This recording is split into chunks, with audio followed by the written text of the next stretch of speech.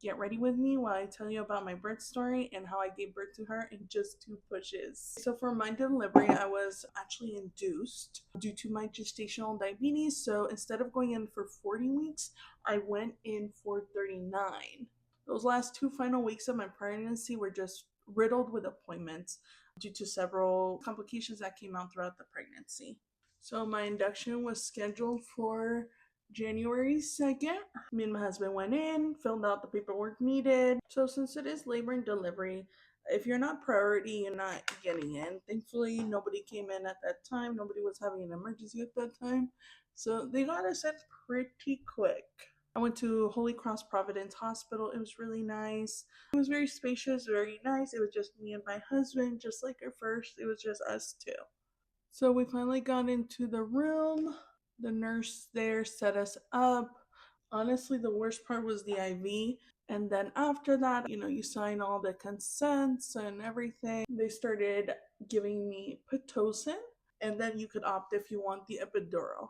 I decided to wait it out. I knew I was going to get the epidural. It was just a matter of when.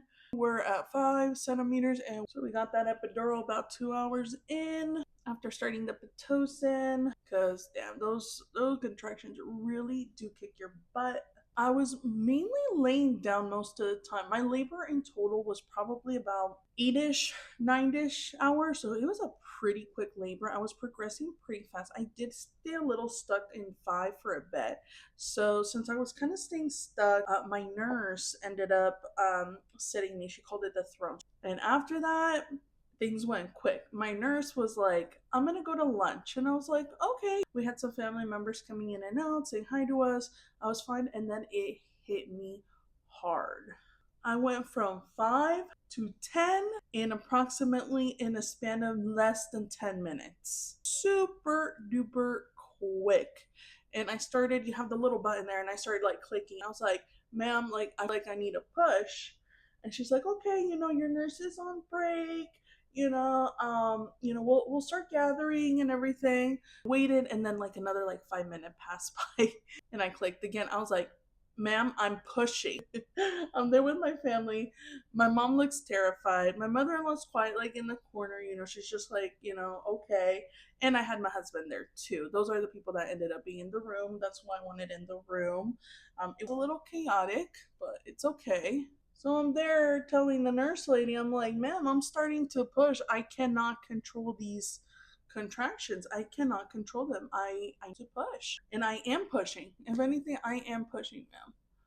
And she's like, okay, we're gonna have somebody on their way. And they took me very seriously after that. I'm there pushing. Everyone's rushing in, and it's not my doctor, and it's not the nurses that have been handling me this whole time. It was all new nurses, all new a doctor that I hadn't seen. The doctor's telling me she's really sweet. This doctor lady, she comes up to me and she's like, I'm gonna be your doctor. Your doctor's just not available right now. I'm very nice. I will treat you very good. Let's get this baby out. And I was like, yes, ma'am, let's do this. She was looking at me. She was like, control your pushes. There's no hurry here. Control your pushes. And I was like, I cannot control my pushes. I cannot control my pushes. That's the issue I'm having. I can't control them. Like, it literally, like, I was just trying to control the way I was pushing, but I could not control it was just happening. I was not in pain. So my mom's freaking out thinking I'm in pain. I'm like, no, like I'm looking at my mom, comforting my mom, like, I'm not in pain. I'm not in pain. Like, it's just an immense amount of pressure that I'm feeling. I'm not in pain, but it's just pressure, and I need this baby out. And that's what I'm telling the doctor. I'm like, I need this baby out. And she's like, okay, if you feel like that's what you need to do, do it. Do what your body feels what it needs to do. And she didn't have to tell me twice. I pushed once, and my husband looks over and he's like, baby's head is out. And the nurse is like, wow.